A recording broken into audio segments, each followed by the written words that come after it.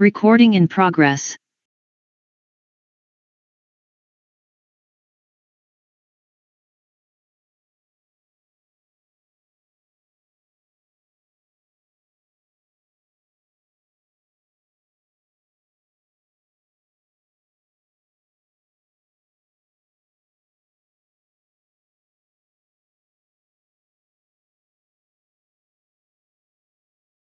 Recording stopped.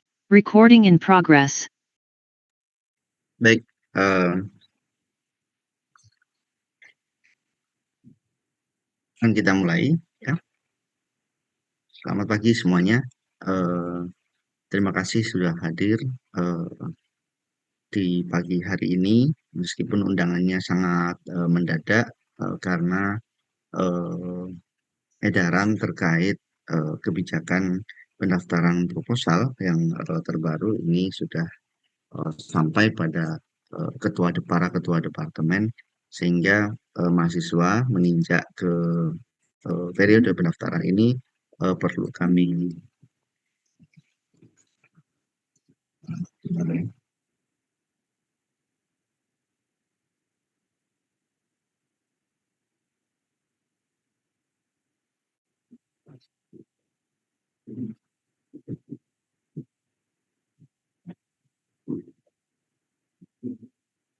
eh, mahasiswa sebagai para pendaftar ini perlu kami lakukan sosialisasi terkait tata cara pendaftaran proposal pada semester mulai semester genap 2025-2026. Jadi ketentuan ini akan berlaku seterusnya, khususnya untuk bagaimana caranya para peserta mata kuliah proposal itu akan bisa mendaftarkan diri pada minat-minat bidang proposal yang tersedia di Fakultas Farmasi Unair. Saya akan share screen eh, untuk mempermudah penyampaian materi pada pagi hari ini ya.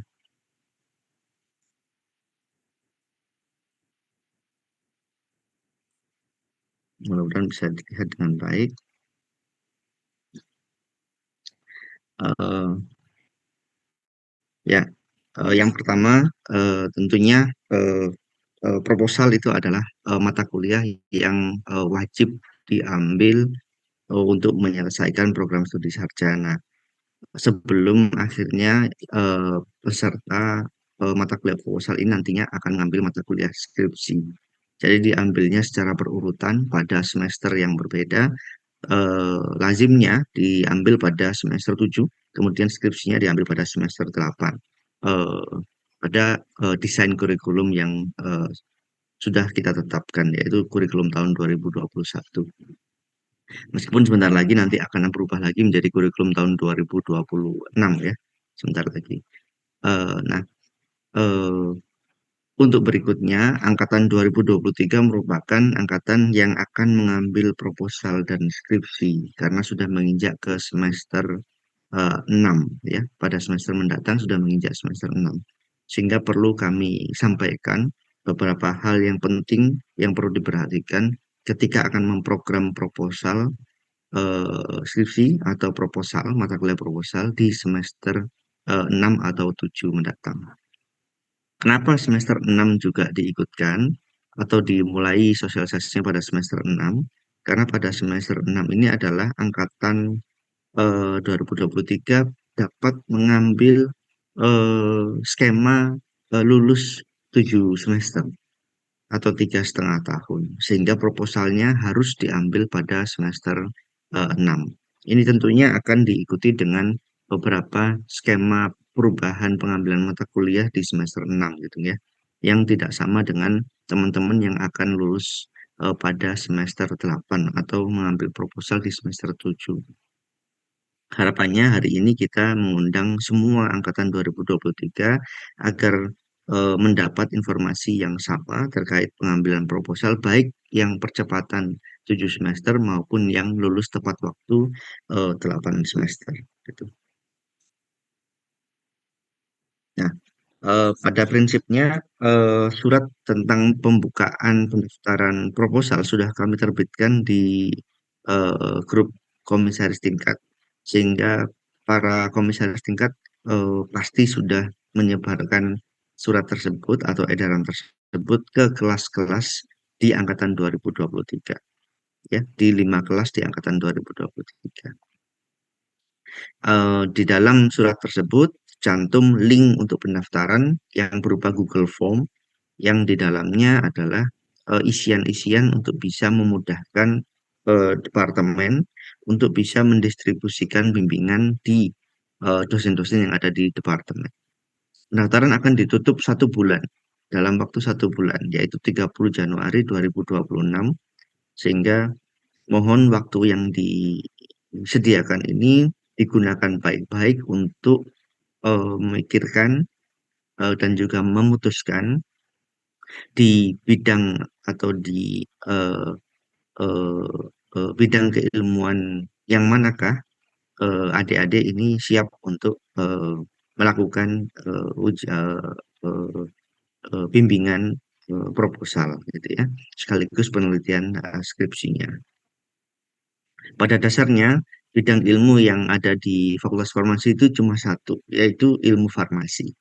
Jadi bidang ilmunya cuma satu, yaitu ilmu farmasi dengan berbagai sub bidang ilmu yang banyak, tetapi terklaster menjadi 5 kelompok bidang keilmuan, sehingga rasanya ini akan sangat mudah menentukan akan skripsi di bidang yang mana karena memang sudah ada pembagian kelompok bidang keilmuan. Mahasiswa paling tidak difasilitasi dengan konsultasi pada dosen wali. Jadi adik-adik kalau memang masih ingin mendapatkan informasi lebih apa yang dimaksud dengan kelompok bidang keilmuan A, B, C, dan seterusnya, adik-adik punya orang tua di fakultas yang namanya dosen wali, ya, itu bisa diajak berkonsultasi sehingga adik-adik bisa mendapatkan gambaran yang lebih jauh mengenai bagaimana sih bidang yang akan digeluti dalam proposal, misalkan eh, apa namanya bidang keilmuan yang akan dijalani ketika melakukan penelitian skripsi misalkan. Nah, itu tentu para dosen wali akan dengan senang hati memberikan gambaran-gambaran kepada adik-adik sekalian. Sehingga pada prosedur pendaftaran, kami justru mewajibkan adik-adik untuk berkonsultasi. Jadi wajib, ya, sifatnya wajib berkonsultasi. Kemudian mendapatkan persetujuan bahwa adik-adik sudah waktunya mengambil proposal pada semester mendatang. Nah, semester mendatang ini kapan? Bisa semester 6, bisa semester 7. Gitu ya. Jadi kalau yang akan berencana mengambil proposal di semester 7, silakan pada bulan-bulan mendekati semester 7 nanti, bulan Mei, Juni gitu ya, itu sudah bisa untuk berkonsultasi. Atau lebih awal gitu ya, bulan April gitu sudah bisa berkonsultasi dengan dosen wali. Apa ketika KRS semester genap besok bulan Januari ini bisa berkonsultasi dengan dosen wali mengenai bagaimana mengambil proposal, bidang apa yang harus diambil, bidang apa yang diminati dan sebagainya. Itu bisa berkonsultasi dengan dosen wali. Tentu tidak terbatas dengan dosen wali, dosen siapapun yang adik-adik ingin berkonsultasi tentu akan sangat terbuka jika akan berkonsultasi terkait dengan bidang proposal maupun skripsi. Nah, khusus yang akan mengambil proposal pada semester eh, 6, ya, yaitu semester genap dimulai pada bulan Februari nanti, berarti harus mendaftar pada termin 31 Desember sampai 30 Januari. Bagi yang mengambil proposal nanti di semester 7 tidak, ya, tidak harus mendaftar sekarang. Jadi di skip saja pendaftarannya, tetapi informasi ini tolong disimpan, diperhatikan, kemudian dikonsultasikan. Bagi yang ingin semester 7 sudah lulus, artinya semester 6 depan ini akan mengambil proposal, maka waktu 1 bulan ini mohon dimanfaatkan untuk mempersiapkan pendaftarannya, gitu ya. Dengan cara berkonsultasi dengan dosen wali. Tentu dosen wali akan stay di kampus. Dosen wali tidak ada libur, ya. Anda pun tidak libur, ya. Ini jeda semester, bukan libur semester. Jadi ini jeda semester, Anda pun dapat datang ke kampus, kampus tidak kosong gitu ya, tidak libur, dosen-dosen juga ada di ruangan masing-masing, tinggal saudara-saudara bisa apa namanya membuat pertemuan dengan para dosen wali untuk bisa berkonsultasi dan mendapatkan persetujuan. Bagaimana cara mendapat persetujuan? Tinggal berkonsultasi, tidak perlu ada formulir dan sebagainya. Persetujuan minimal sifatnya adalah verbal, jadi lisan. Yang penting dosen wali tahu bahwa Anda akan mengambil proposal pada semester mendatang. Termasuk 85 mahasiswa yang kami data, IPK-nya di atas 3,51. Jadi 85 mahasiswa yang IPK-nya di atas 3,51, saya pesankan wajib untuk berkonsultasi kepada dosen wali. Ya, saya ulangi lagi, bagi mahasiswa yang merasa IPK-nya di atas 3,50, ya, di atas 350, wajib berkonsultasi kepada dosen wali apakah mengambil pemrograman lulus 7 semester ataukah 8 semester. Ya, itu sifatnya eh, saya wajibkan. Karena apa? Karena kalau tidak diwajibkan, maka Anda berpotensi untuk memutuskan skip pada program ini tanpa berkonsultasi. Nah, itu akan sangat merugikan, akan sangat berbahaya. Ya, jadi konsultasikan pemrograman 7 semester, baik Anda berminat ataupun tidak kepada para dosen wali. Tentu saya yakin 85 mahasiswa yang ada dalam daftar saya ini semuanya pasti berminat ya, karena percepatan itu tentu akan banyak menguntungkan mahasiswa dan juga orang tua wali mahasiswa gitu ya. Jadi silakan dikonsultasikan kepada dosen wali sesegera mungkin. Karena apa? Karena eh, tanggal 26 itu KRS akan dibuka, dan pada tanggal 30 Januari itu pendaftaran proposal ini akan ditutup gitu ya. Jadi segera konsultasikan. Nah, ini adalah link pendaftaran eh, proposal. Kalau Anda semua buka, Anda bisa lihat di dalamnya eh, bentukan eh, proposal, bentukan pendaftaran proposal, dan mungkin bisa dipahami di sana beberapa syarat, beberapa item yang harus diisi.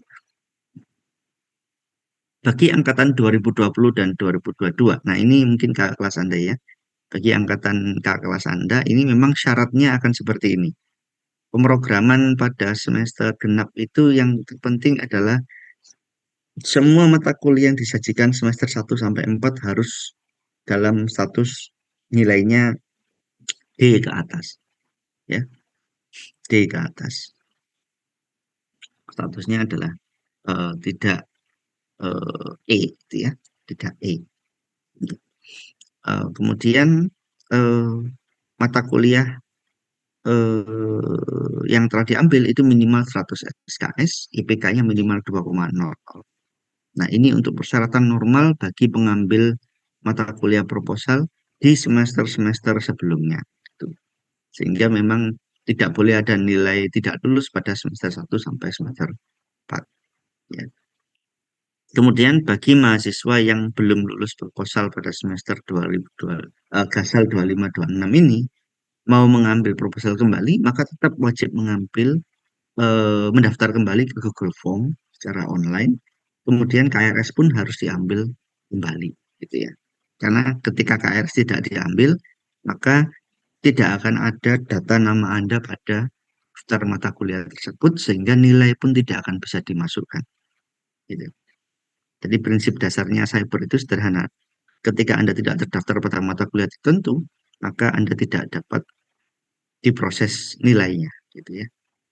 Jadi eh, perhatian juga untuk adik-adik di angkatan 2023, kalau nanti mengambil proposal terus, ini tidak kita harapkan ya, tetapi jika memang harus proposalnya itu mengambil pada 2 semester, semester depan masih mengambil proposal lagi, maka jangan lupa KRS ulang, gitu ya.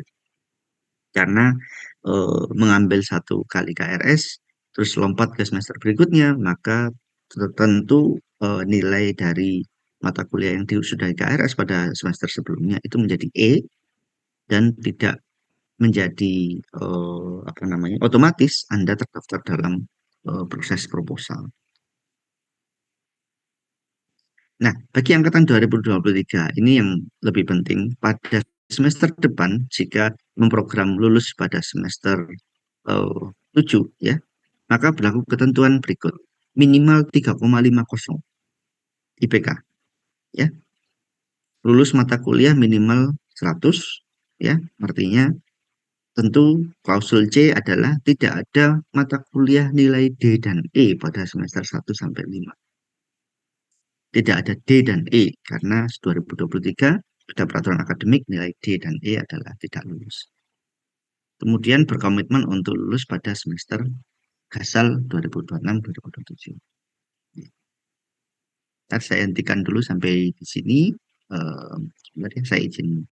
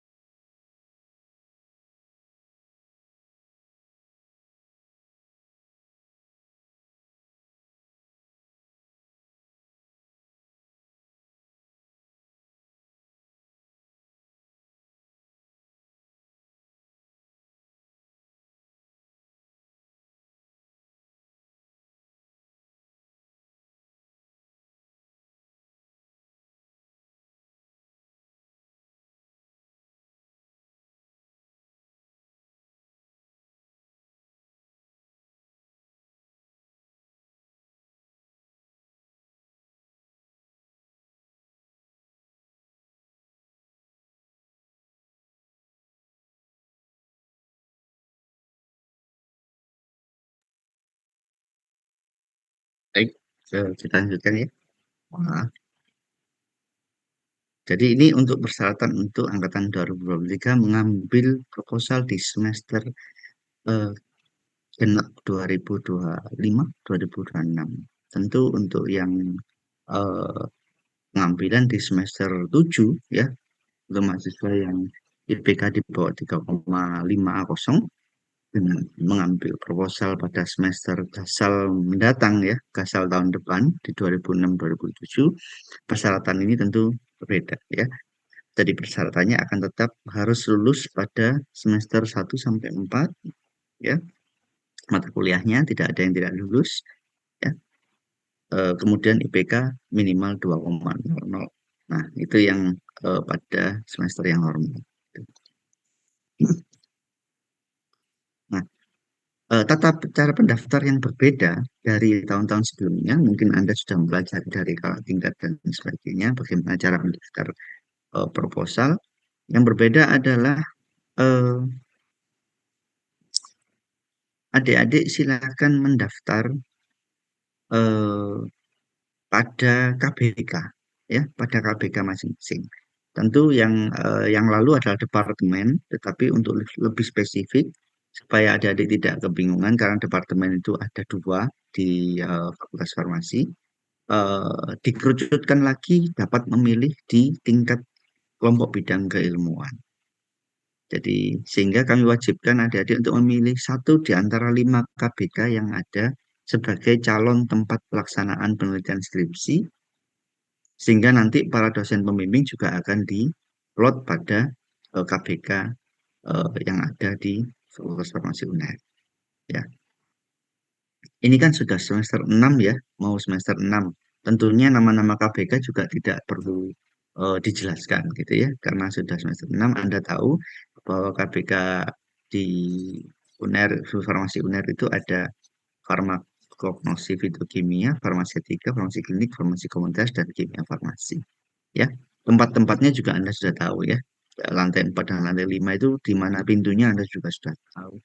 Sehingga dan mata kuliah yang diampu apa saja itu Anda sudah paham. Oke. Jadi saya rasa ini sudah sangat jelas. Anda ingin apa namanya mata kuliah proposalnya dilakukan bersama dengan kelompok bidang keilmuan yang mana itu bisa dipilih dari 5 yang ada. Nah, lebih lanjut lagi, tidak hanya di level KBK, kita akan mengerucutkan pilihan saudara. Jadi, kami memfasilitasi pengerucutan pemilihan itu pada tingkat research group. Nah, research group itu secara formal memang ada di Fakultas Farmasi UNAIR. Sesuai dengan SKDK, research group di Fakultas Farmasi UNAIR itu ada 8 research group. Dan semua research group ini berinduk pada KBK-KBK yang ada di uh, Farmasi UNAIR. Jadi secara tidak langsung RG ini didominasi oleh beberapa anggota KPK gitu. Jadi ada di posisi KPK sehingga ada kalanya research group ini akan sama dengan KPK. Di mana daftar research group yang ada itu ada di website. Jadi adik-adik kalau melihat di ffuner.ac.id di research group itu ada 11 research group yang telah dikerucutkan menjadi 8. Jadi ada 8 research group. Itu bisa dipilih pada formulir. Gitu ya. Nah, research group itu penelitiannya apa, Pak? Nah, di sana ada brosur-brosur yang bisa dibuka di website ini. Jadi kalau mau lihat research group farmasi klinik itu apa, dibuka di sana. Penelitiannya di area apa. Kemudian research group di pharmaceutical analysis itu seperti apa, cek di sana. Research group di drug development itu seperti apa, bisa dicek ya. Jadi selain KBK, Anda bisa explore di research group. Kemudian memilih di research group yang ada di sana. Ya, kalau ingin tahu dosennya siapa saja, misalkan gambaran gitu ya, supaya ada gambaran dosennya yang mana sih, area-area penelitian yang itu. Nah, Anda bisa lihat di dosen KBK di ff.me.ac.id di bagian staff itu ada pembagian staff berdasarkan KBK. Anda lihat di sana dosen-dosen yang berbasis KBK, gitu ya. Jadi apa namanya, siapa saja dosennya pada KBK tertentu itu akan terbaca di sana. Pada research group juga sama, beberapa research group juga menampilkan anggota research group yang ada di setiap research group, sehingga Anda bisa mendaftarkan, mendapatkan bayangan ya, mendapatkan bayangan bahwa pada research group ini topik penelitiannya lebih mirip ke topik penelitiannya Pak siapa, Bu siapa, Prof siapa, dan sebagainya. Ya. Nah, lebih jauh daripada itu, selain memilih KBK dan juga research group, ada kolom pengisian topik bila memang ada. Jadi bila memang ada topik riset yang diminati, adik-adik bisa mengisikan di sana. Nah, ini tentu sebagai pertimbangan gitu ya. Ya, itu diisikan di sana jika memang sudah memiliki topik riset. Ya. Nah, dari 3 item tersebut, baik pilihan KPK, pilihan RG, topik yang diisikan, maka pembimbing utama, ya, terutama pembimbing utama, ya, untuk kemudian pembimbing serta juga, itu akan ditetapkan berdasarkan ketetapan ketua departemen. Jadi ketua departemen yang akan menetapkan adik-adik dibimbing oleh siapa, pada KBK yang mana, dan pada RG yang mana. Jadi semua akan didistribusikan oleh para ketua departemen. Di departemen di Fakultas Farmasi hanya ada dua, gitu ya. Ada dua. Jadi dua departemen ini yang akan mendistribusikan adik-adik berada di KPK mana dan di RG yang mana, dan berujung pada pembimbing utama siapa, itu akan didistribusikan oleh ketua departemen. Itu. Nanti pertimbangan-pertimbangan dapat diambilkan dari isian adik-adik pada formulir pendaftaran. Jadi isian itu akan menjadi pertimbangan, ya. Apakah pasti, Pak? Belum pasti. Tapi akan menjadi pertimbangan ketua departemen untuk menentukan area riset BK, RG maupun dosen, terutama dosen ya, terutama dosen siapa yang membimbing adik-adik sekalian. Ini tentu berbeda dengan skema lama yang uh, berlaku, yang mungkin diceritakan oleh kakak tingkat bahwa ketika membuka pendaftaran kita bisa memilih dosen. Nah, itu sudah tidak lagi diizinkan untuk memilih dosen sebagai calon pembimbing utama eh, proposal atau skripsi. Jadi mulai semester depan dan seterusnya, ya, preferensi tidak akan jatuh pada dosen. Jadi preferensi Anda untuk meneliti tidak akan jatuh pada dosen, tetapi jatuh pada bidang minat ilmu mana yang Anda sukai, ya, research group yang area yang mana yang Anda minati untuk menjalani proposal dan deskripsi. Gitu ya. Jadi perbedaannya jelas terlihat di sana bahwa ke depan tidak akan ada lagi pilihan nama dosen untuk diambil sebagai preferensi pembimbing utama. Gitu ya. Jadi langsung pada bidang keilmuannya atau research group. Tentu opsi pembimbing utama itu akan terbuka lebar di sana. Jadi ketika memilih KPK tertentu dan RG tertentu, tentu ada opsi dosen-dosen yang bisa eh, menjadi pembimbing utama saudara-saudara, tetapi masih dalam area lingkup keilmuan yang sama. Terutama ketika kita memandang bahwa bidang ilmu di farmasi itu sebenarnya hanya satu, sub bidangnya hanya dua, gitu ya. Bidang ilmu di farmasi itu hanya satu, yaitu ilmu farmasi, dan sub bidangnya ada hanya dua, yaitu farmasi praktis dan ilmu kefarmasian, gitu ya. Jadi di sanalah nanti Anda akan terdistribusi. Klausul khusus, ini klausul khusus mengenai mata kuliah proposal dan skripsi, tentu ada kebijakan rektor yang masih berlaku sampai saat ini dan dapat diimplementasikan. Seperti contohnya mahasiswa yang telah menjalankan eh, program kreativitas mahasiswa dengan kriteria lolos pendanaan, ini akan serta-merta dapat diakui sebagai SKS kegiatan di luar prodi yang menggantikan mata kuliah proposal dan skripsi. Ya, tentu dengan kriteria yang memenuhi SK Rektor tersebut ya. Jadi di SK-nya tertulis di sana PKM apa saja yang bisa diakui sebagai kegiatan proposal dan skripsi. Sehingga total 8 SKS ini bisa diakui dari kegiatan lolos pendanaan program kreativitas mahasiswa. Ya, itu ada SK rektornya. Oke. Kemudian eh, international exchange research misalkan atau riset di luar negeri yang dibawa bimbingan oleh eh, dosen tertentu dan dilaksanakan full time, jadi bukan online.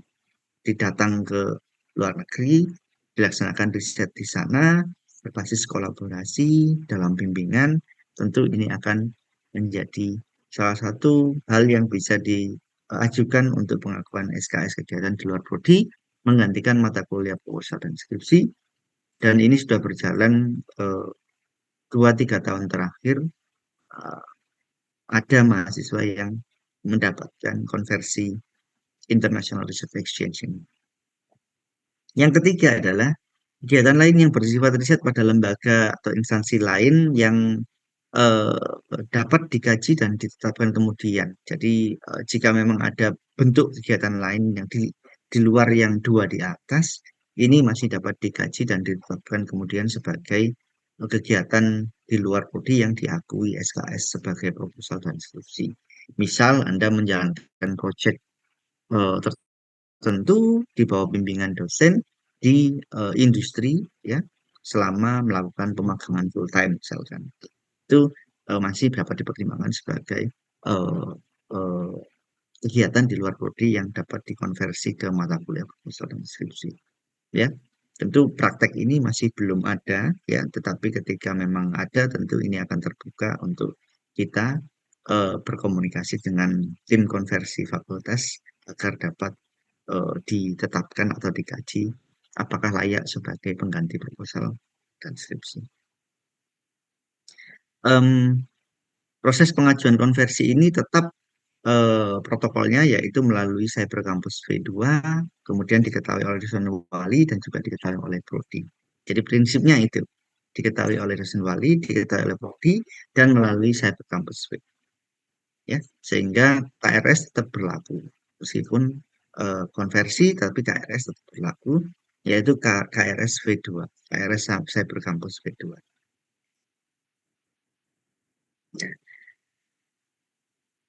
Ini saya rangkumkan beberapa pertanyaan yang mungkin muncul dari adik-adik sekalian dan mungkin ditambahi oleh pertanyaan dari adik-adik sekalian lagi gitu ya.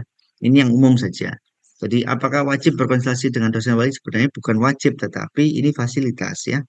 Tapi akhirnya diwajibkan. Kenapa? Karena memang dosen wali wajib mengetahui rencana studi Anda. Contoh, KRS itu kan di-approve oleh dosen wali. Nah, daftaran proposal ini bagian dari KRS. Ya, pendaftaran proposal secara G-form ini adalah bagian dari KRS. Sehingga adik-adik wajib berkonsultasi dengan dosen wali tentang rencana pengambilan ya mata kuliah proposal. Terutama adik-adik yang IPK-nya 3,50 wajib berkonsultasi apakah mengambil atau tidak proposal pada semester mendatang. Itu wajib berkonsultasi.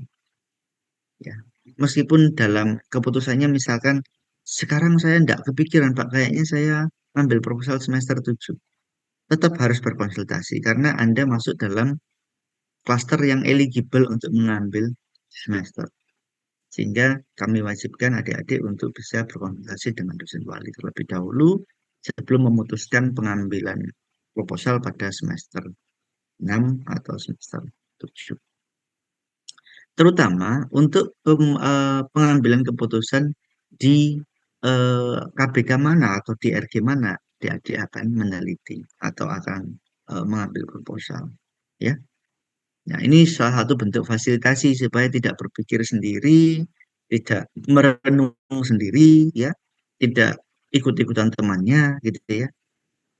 Jadi saya rasa sudah tidak musimnya lagi nggak ikut-ikut teman gitu karena sudah semester 6 eh, ngikut arus gitu ya karena temannya banyak di KPK ini ayo ke sana semua gitu ya itu akan sangat apa namanya merugikan pada akhirnya nanti lebih baik Anda berkonsultasi pada dosen wali mengenai bidang mana yang kira-kira bisa mendukung Anda untuk menjalani proposal dengan baik atau minat bidang mana yang Anda paling sukai untuk bisa Anda teruskan sebagai penelitian skripsi ya. Jadi gambaran tentang KPK dan juga minat bidang topiknya akan lebih lengkap ketika Anda diskusi dengan dosen wali, ya, daripada hanya sekedar ikut-ikutan temannya. Kemudian, apa diperbolehkan mengajukan perubahan minat bidang? Tidak dapat melakukan pengajuan perubahan minat bidang sejak saat pendaftaran ditutup. Ya, jadi eh, bersambung dengan pertanyaan keempat di bawah itu, bagaimana kalau salah mengisi form atau ingin berubah pikiran atau dan lain-lain, isi ulang formnya. Ya, kami akan memakai data terakhir. Ingat ya, kami akan memakai data terakhir. Tidak ada excuse. Kalau sudah memasukkan data ulang, maka data terakhir yang kami pakai. Ya, data terakhir yang kami pakai. Sehingga eh, tolong dipertimbangkan eh, ketika mengisi, gitu ya.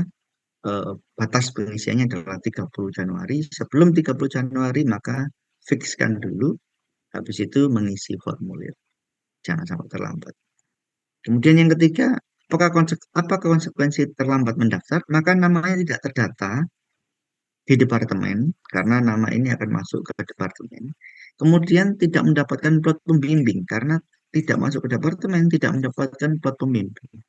Meskipun Anda KRS, ya, tetapi tidak mendapatkan plot pembimbing, maka Anda dianggap tidak eligible dalam mengambil mata kuliah proposal.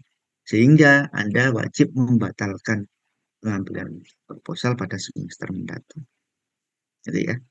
Jadi kalau namanya tidak masuk departemen ya percuma, gitu ya. Karena ini pendataan sifatnya lebih awal daripada KRS.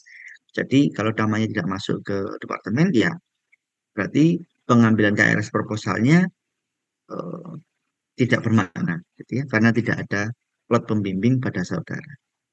Sehingga proses pendaftaran ini penting sekali, ya. Saya juga menghimbau kepada seluruh mahasiswa yang eligible untuk mengambil pada semester mendatang, ya, yang IPK-nya 3,50 ke atas, itu silakan mendaftar, jangan sampai terlambat, ya, karena ini satu paket dengan KRS proposal. Nah, ini pertanyaan yang mungkin akan lebih jauh muncul. Jika animo pendaftar pada Departemen KBK RG tertentu terlalu banyak, apakah ada seleksi? Ini pertanyaan ini ketika muncul, jawabannya iya, ya, jawabannya iya. Akan ada pemilihan, akan ada pendistribusian, ya. Sifatnya bukan seleksi yang sifatnya kompetisi dan berbasis performan dan sebagainya, bukan ya. Jadi sifatnya akan didistribusikan merata oleh departemen. Karena mohon diingat bahwa kapasitas pembimbingan dosen itu terbatas, ya. Jadi saya misalkan ya Krismawan membimbing skripsi dengan jumlah 15 orang gitu. Itu tidak mungkin, ya, tidak mungkin dilakukan, ya. Saya membimbing skripsi total 12 orang gitu misalkan. Itu tidak mungkin dilakukan, ya. Karena kapasitas pembimbingan total S1, S2, S3 itu diatur di universitas, ya, sebagai bagian dari pengaturan beban kinerja atau beban kerja dari seorang dosen. Sehingga dosen itu bisa membimbing dengan optimal. Nah, itu ada batasannya. Dengan dasar itu, maka ketua departemen ini nanti akan melakukan distribusi, ya. Yang minat di KPK mana, yang minat di RG mana, ini akan dilakukan distribusi. Ketika animo pendaftar pada slot KBK dan RG tertentu itu terlalu tinggi, ya, maka tentu akan diambil kebijakan pendistribusian yang di luar pilihan KBK dan RG mahasiswa. Ya, kan nggak mungkin ya. Jadi kalau ada dosennya 10, kemudian semuanya over capacity, kemudian ada mahasiswa yang tersisa, terus dipaksakan untuk dibimbing oleh dosen KBK atau RG tersebut, maka akan terjadi chaos, gitu ya, karena over capacity. Ya, tidak mungkin tetap berada pada KBK dan RG tersebut.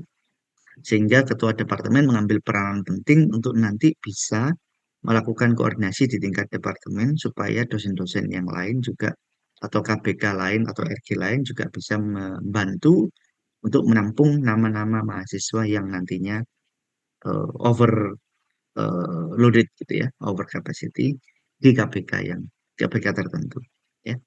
Jadi kalau luber ya ditampung luberannya di KBK yang lainnya, gitu ya. Nah, jika kuota departemen penuh bagaimana? Nah, jadi kalau KBK penuh, dia akan dialihkan ke KBK lain di departemen yang sama. Tapi kalau kuota departemen penuh bagaimana?